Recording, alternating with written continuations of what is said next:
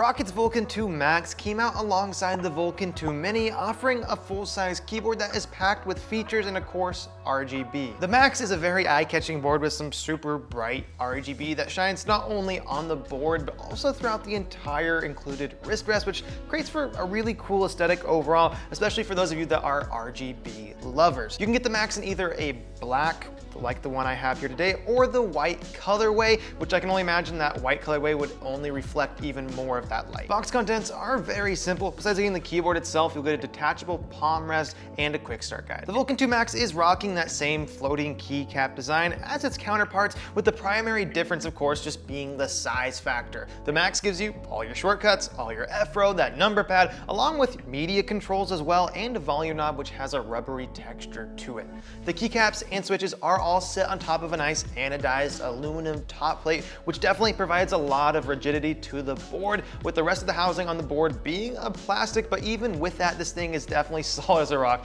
and not gonna budge, even when putting quite a bit of pressure on it. The wrist rest is definitely one of the more unique parts of this board, being a milky, translucent hue that can also light up along with the board itself. Also has the option of being adjusted individually as far as that lighting goes in Roccat's Swarm software. It's made out of sort of a rubbery material that isn't the softest, but still accomplishes, of course, that purpose of actually just supporting your wrist while adding to the light show. On the bottom of the board, you'll find a similar foot layout to the Vulcan II Mini, having those longer rubber feet, one at the bottom and the top, and the two smaller ones at the top as well. And next to those two smaller ones, you also have those flip out legs, which offer two different levels of incline adjustment if you prefer to get into that more angled typing or gaming position. On the back middle of the board, you'll find a very large and fixed braided cable, which forks off into a couple USB-A ends just to power this beast of a board. Obviously, I would much rather prefer a detachable cable like the Mini does have, but I understand why they had to use this fixed cable when you're trying to power such a light show. Roccat is still using those same ABS low profile keycaps, which I just don't like very much, as they pick up finger oils, look greasy, are just more prone to shining. I would love to see this change to some double shot PBT in the future from Roccat, especially for the price point that this keyboard sits at. It only makes sense to have some better material for those keycaps. The nice thing is you are able to change these out for another normal keycap, as the switches are compatible, but do be warned, if you do change out those keycaps, it definitely does change that sound profile of the board a lot, which you guys will hear in the sound test. Roccat is using their Titan II optical switches in the Max, with you getting a choice of either their red linear or those brown tactile switches, with the ones I have in the board today being those red linears, which have a fast actuation with a 1.4mm travel distance and requiring 45 grams of force to activate. They have a very nice smooth linear feel and are pretty quiet overall, but still pretty clacky, especially when typing with these keycaps on top of that metal plate.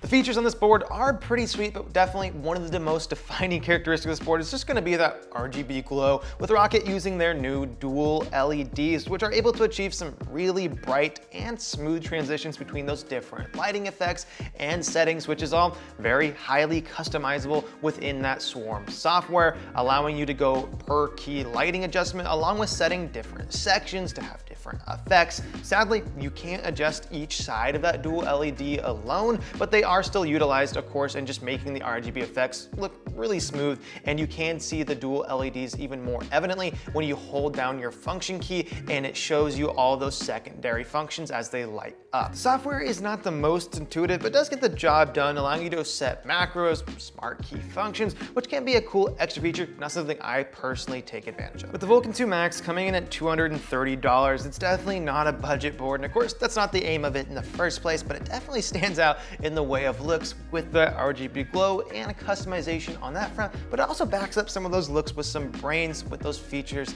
such as the smart keys, optical switches, those dual LEDs, just to name a few there. So if you are someone who loves that full-size keyboard like the Max here, some of that gamer RGB as well, that price might be completely justifiable to you, with the main drawback for me on the board again being those ABS keycaps, which I still hope to see upgraded in the future from Roccat. So if you don't need a full-size keyboard though, or prefer a smaller one like myself, but you still want that awesome RGB and that floating keycap design, there's also the option of the Vulcan II Mini, which is a good one to consider as it gives you all those things in a smaller format, and you can check that video out on the screen now.